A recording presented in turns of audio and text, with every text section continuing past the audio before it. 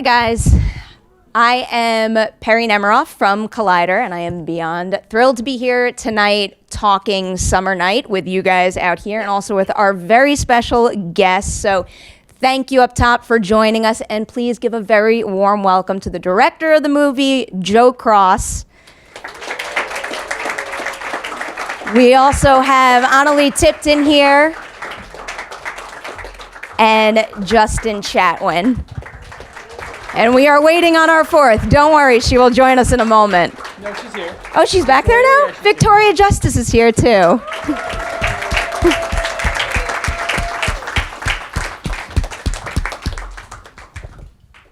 Hi. I didn't do that. Hi. We're just sitting here. A huge congratulations on the movie to all of you, but I'm going to turn my attention to you first, Joe, because a first feature as a director, that is no joke. It is a huge, yeah, seriously. Round of applause for that. So I want to know what kind of started it all. What put the directing bug in your mind that wanted you to put all of that on your shoulders?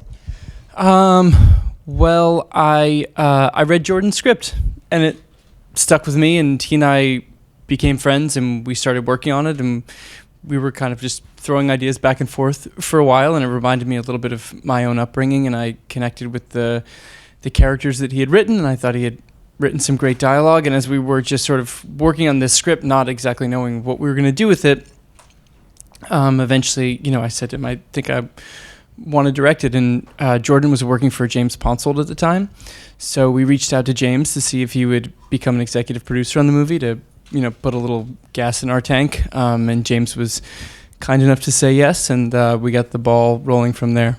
You talk a little bit about relating to the script. I'm curious for the three of you. One, do you relate to your characters in any respect? And two, do you prefer to be able to relate to someone that you're playing or have it be the opposite way?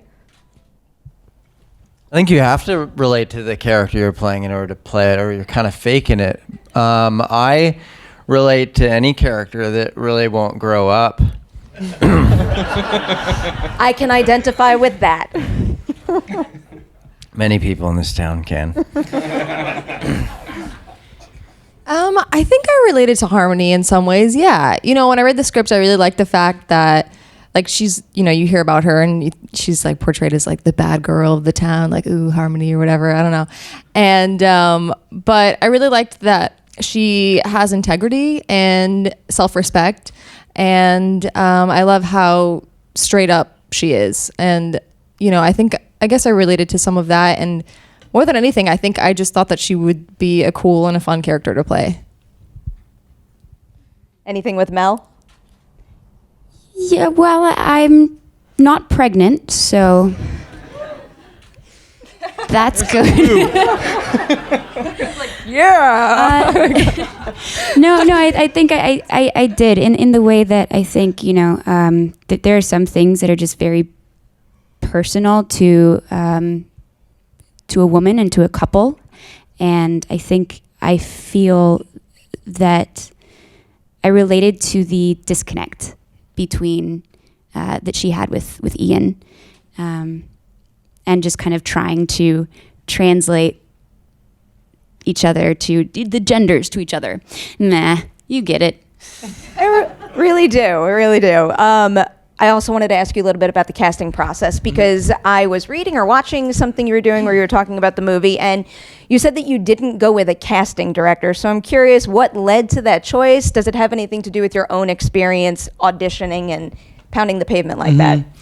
I don't know why. I mean, I've had great casting directors in my life over the years, but I don't know why we didn't get a casting director. We just never did. I just started casting it as I went, so I would, I knew the characters really well, and I knew the sort of person that needed to play each one. So I just started watching movies and TV shows with people of similar ages. And then when I found somebody that was right, it just sort of strikes you. You just feel like, okay, this person's right. And obviously they can act, they've worked before. So I would reach out to their team and then see if they wanted to do it. And then we would have a chat. And if it worked out, we would do that. So yeah, there was no audition process. I think a couple people auditioned, but I was never auditioning more than one actor at a time. It was like, okay, this person's really close. I think they're right for it. You know, let's just see what they do with the comedy in this one scene. And then they would make a tape and I'd say, okay, great. You know, come and be in the movie if you want. So no, there was no like labored audition process, sign in sheet, put your social security number down. There was none of that.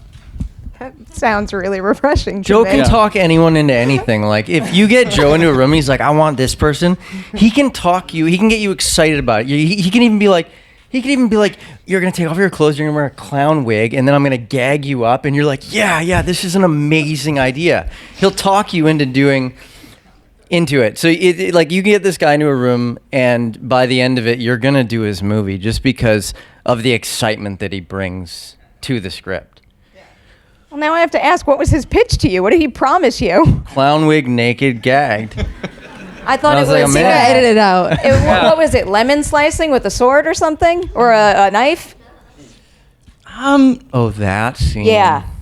Oh my I don't know. God, That just looked like fun, and it almost made me died want to during the try it, filming and of I that scene shouldn't. because Oh, yeah. Bill, fucking in the middle of that scene, let go of the butcher knife and it flung past, and it stuck into the house. The guy almost killed me.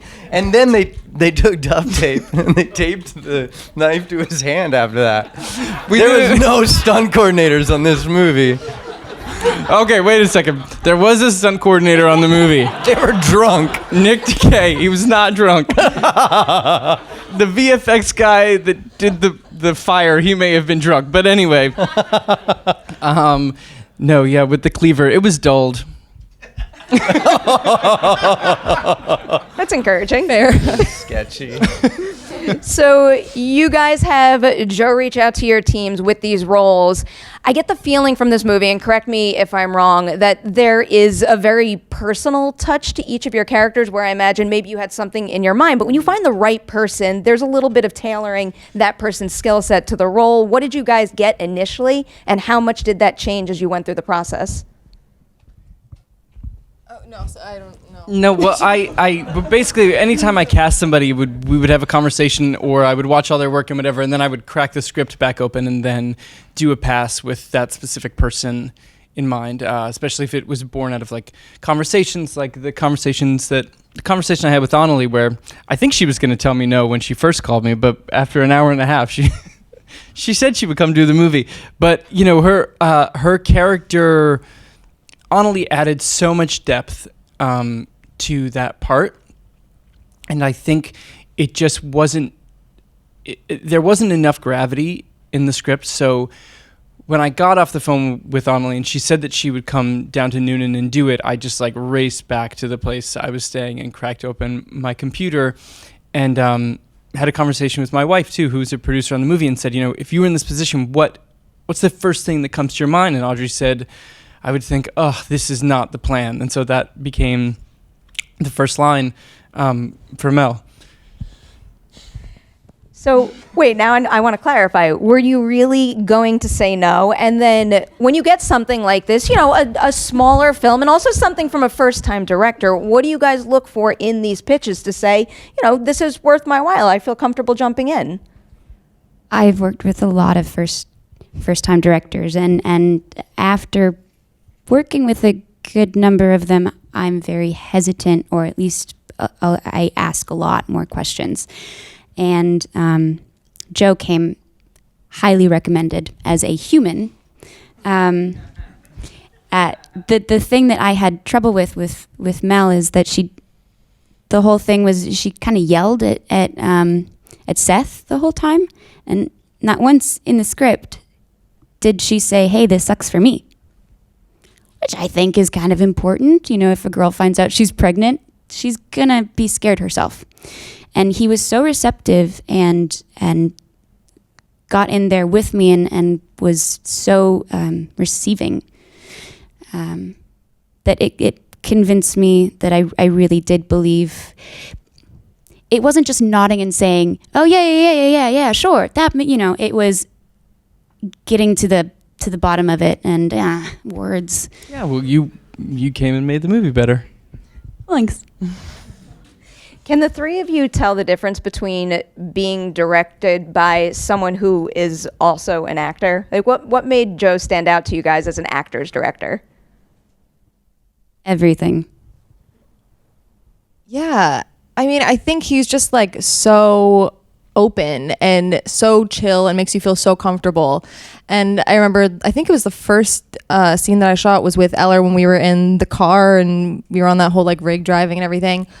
And you were like in another car and we heard you like through the speaker and you're like, okay, just like improv, just do like whatever. And I was like, okay, awesome. And it's really fun to work with a director who is just open to letting you just kind of like freestyle and do things that feel natural. And he's like so easy to get along with and is so great about that. So yeah. Yeah, I think the directors that haven't acted, they have a vision, they see the script, and they're very specific in being like, it needs to be like this to get to this, to get this. And they've never been an actor, so they don't fully trust that the actor is doing an exploration. And a lot of the excitement of being an actor is working with someone where you never really know what's going to happen in the scene or what's going to come out. And like, that's where like my favorite moments is when you're so deep in the character and you've done your work. And Joe trusted us that we had done our work, and Joe knew that in the unknown of not knowing what was going to happen is where the best stuff would come out of. And that's like where you really see somebody who's been an actor going, I'm going to hire good actors that are going to dig in, and then I'm just going to see what happens. And Joe had like real like faith in that, where he'd be like, just go, say, just kind of what Vic was saying, just go, just see what happens. And in that, I think you kept a lot of the raddest, weirdest stuff in the film that was unique. Do you guys have any examples of something that popped up on the fly like that? Those magic moments that were so unplanned? Well, the way we get into the scene in the car with Jameson and Harmony, that whole little bit was pulled from you guys' improv. When he says, I never wear a seatbelt, but I feel like I need to wear a seatbelt driving in your car. Yeah. And he's I forget what he says. And I'm like, we are alive. This is we are being living. alive, Jameson. Yeah. And so all that we kept. Basically, and I remember when we had like our little scene together. I feel like you improv'd most of that, telling your story about Patagonia and the.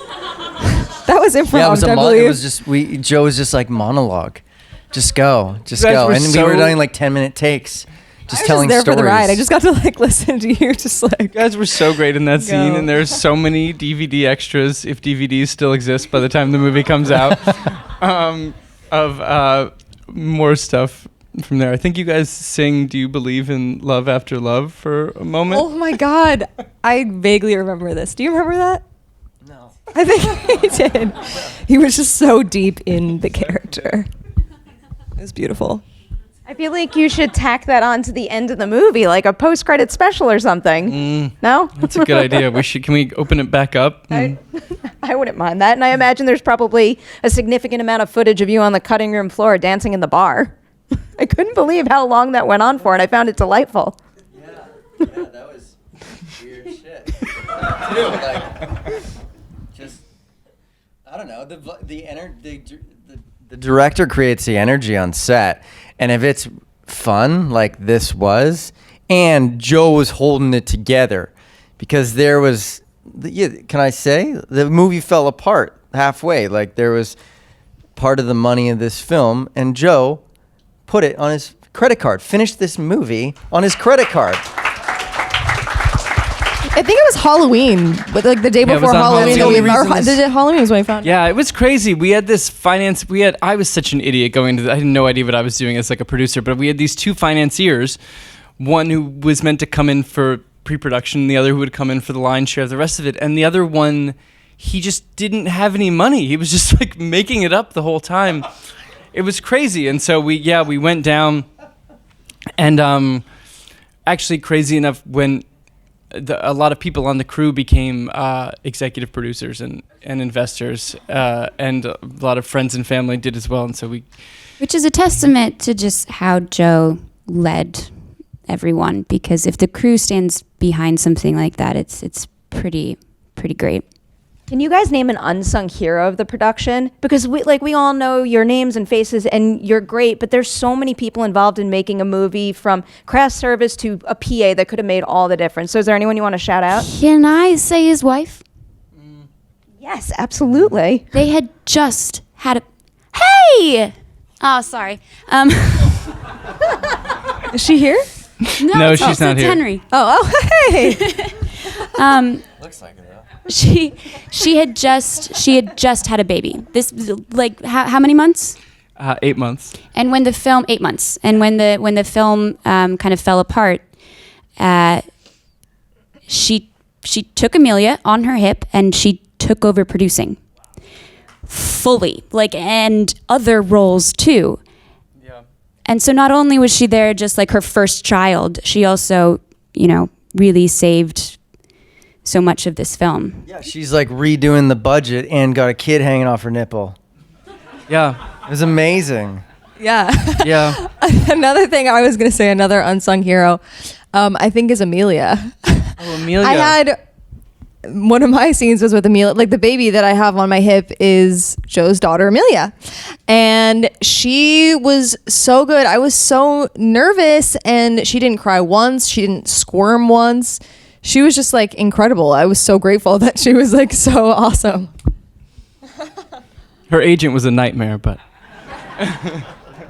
Did your wife have any filmmaking experience before this? no, my wife was a painter, a fine artist. I mean, she was like selling, oil paintings when she could. And so when all this happened, we didn't really have a producer to take charge. And so Audrey, just walked into the production office and was like, what needs to be done?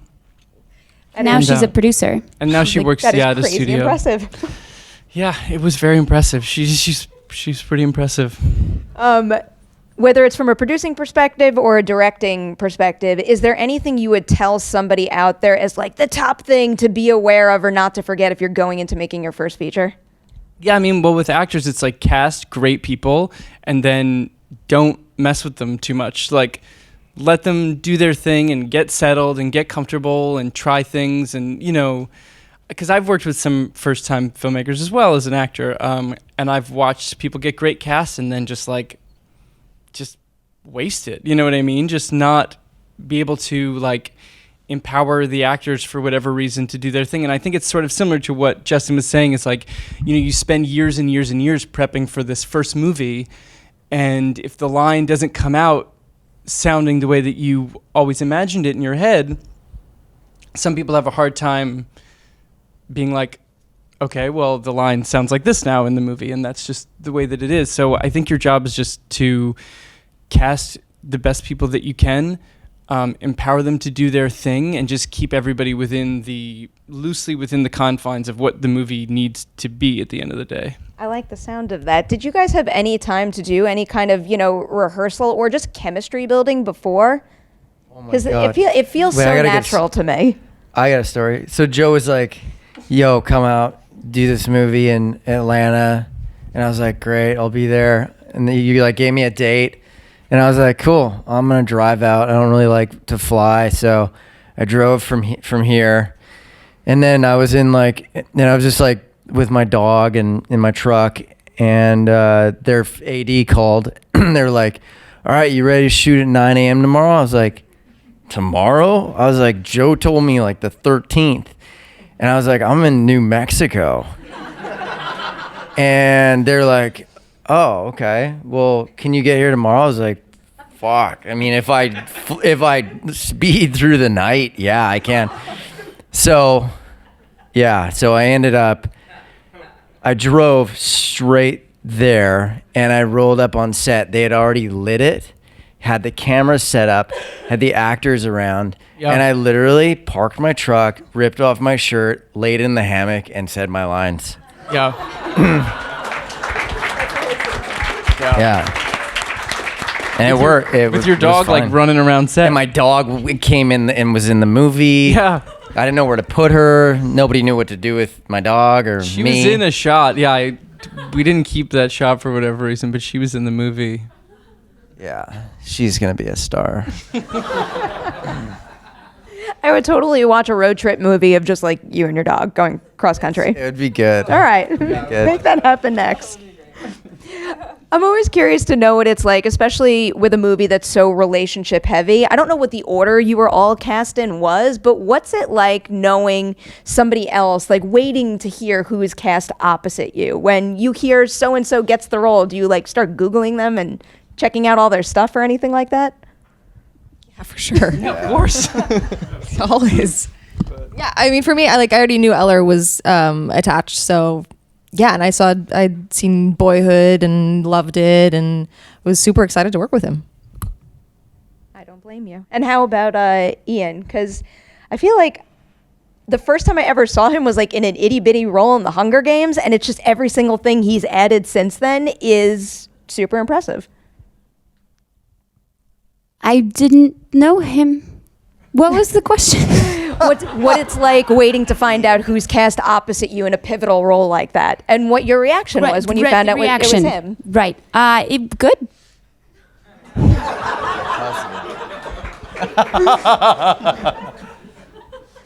I'm glad you found it good, because that was important then. All right, I have some of your cards here. Let's hit this first one. Analeigh, I've got one for you here. How was the transition from a competition reality series to movies? What was the competition? America's Next Top Model, duh. Can't you tell by I my didn't know. yeah. my everything? I didn't know. I didn't know.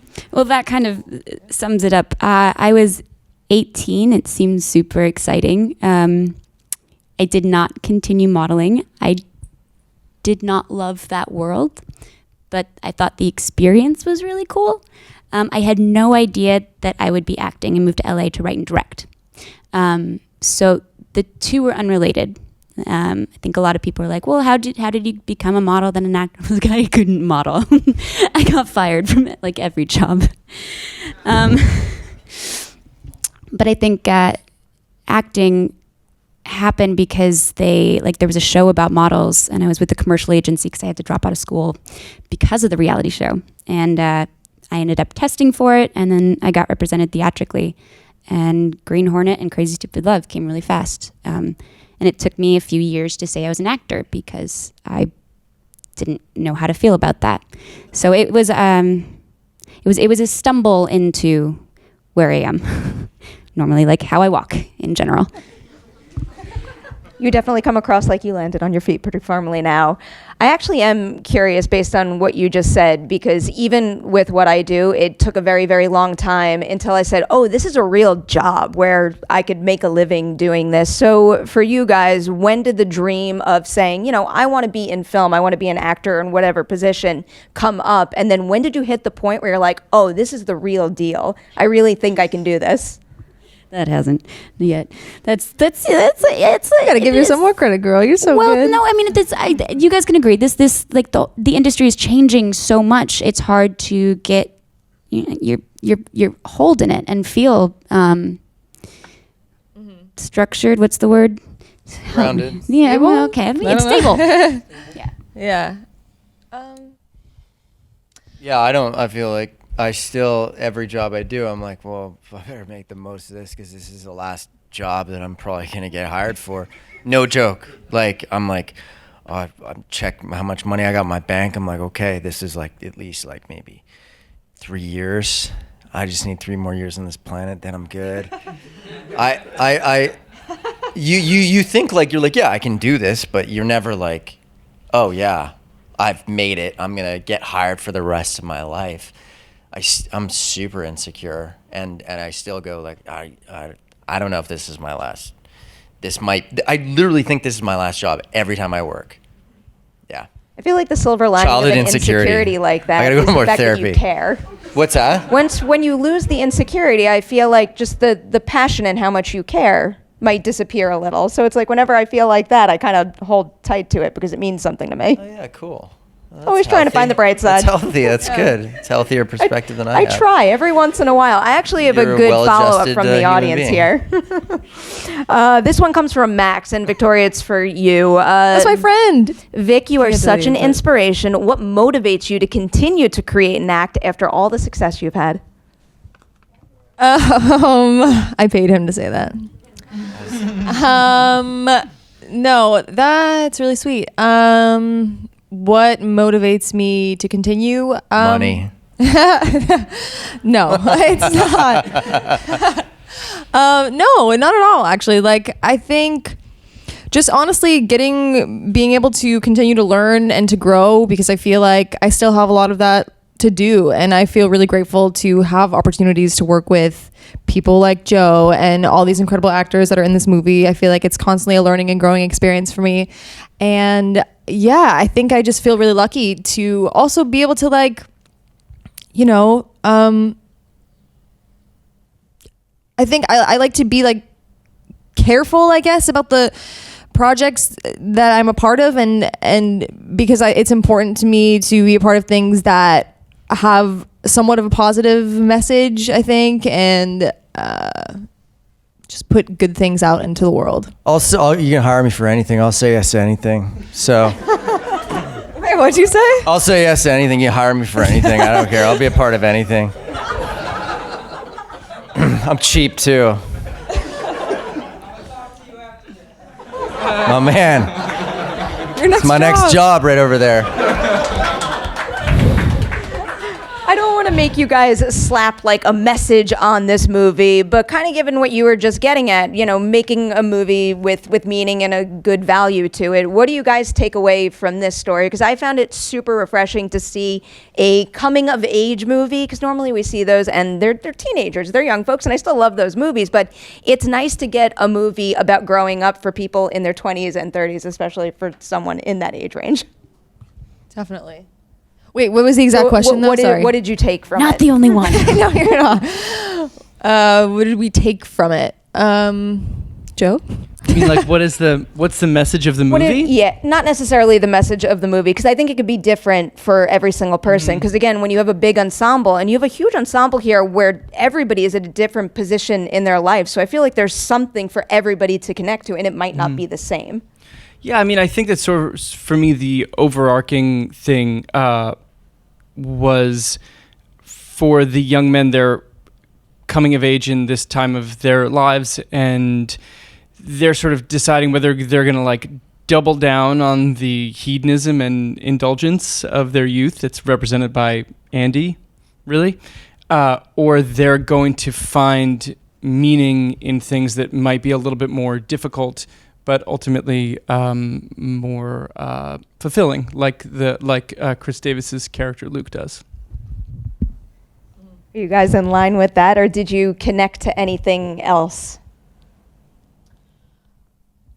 I think what I love most about the movie is that it feels very real to me, and it's like a slice of life in like a real town and what real people are going through, and it's not, you know, anything crazy. It's just life. Like there's dramatic moments, there's comedic moments, it's just people like living and like trying to figure stuff out, and that's what I really like about it. And I also love the live music. I feel like you feel like you're, you know, at a concert, so that's really cool. I don't know if that was if I'm answering your question. No, that was definitely right in line. And yet another thing that I really took to in the movie, it gave me Linklater vibes. I kept thinking about Dazed and Confused and Everybody Wants Them, and just that kind of slice of life. I got to live in their world for a little while. Was his filmography an influence at all? Yeah, definitely. And, you know, the movie sort of is a bit of an homage to when Universal would make these sorts of like ensemble coming of age movies as a genre.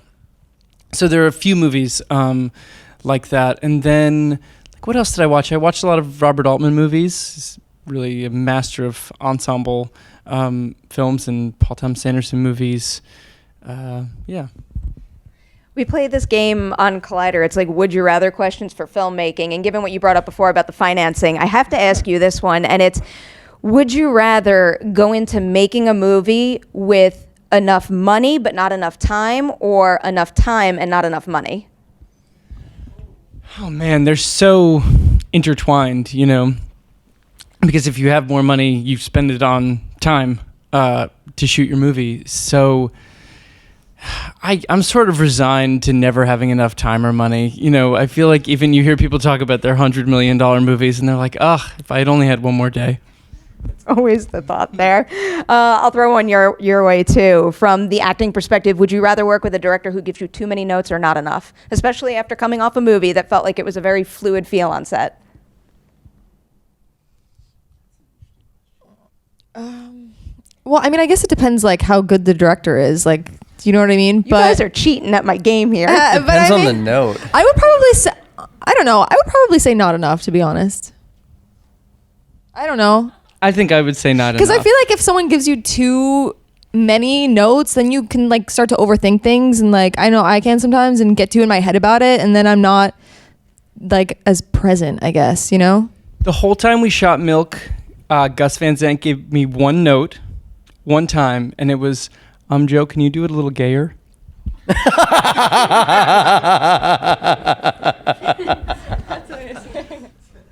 I don't know if that's relevant, but that's true. That's a good note. That's a good director giving a good note. That was definitely one you didn't forget. The only note. Joe gave me the same note in this movie. That there was no good job, like that's not enough. There was nothing. It was just you were just kind of there shooting this movie. And then, you know, I've worked with other filmmakers who were like, you know, move your hand a little bit to the left, like tilt your chin up, this, that, and the other. And I'm totally cool with all of that too, because it's usually in service of very specific shots that are going to enhance your performance. So yeah, it really depends on the filmmaker and the notes. Yeah. A responsible answer right there.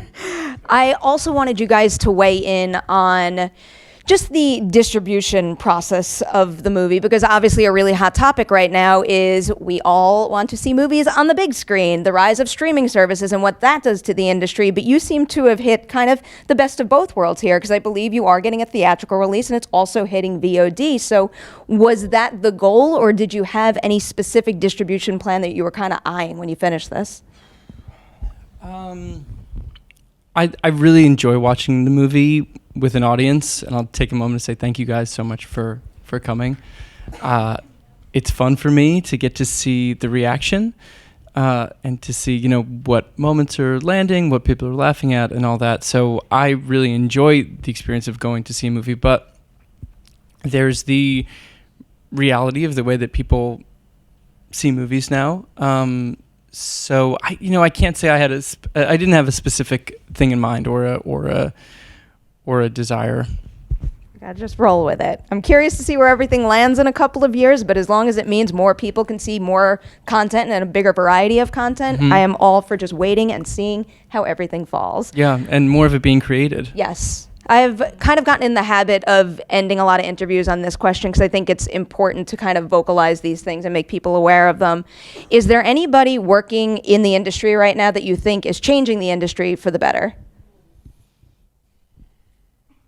Wow, what a question. Yeah, well, I think about this way too often. I mean, I think that's difficult because right now there are a lot of changes going on, and I think a lot of people are stepping up.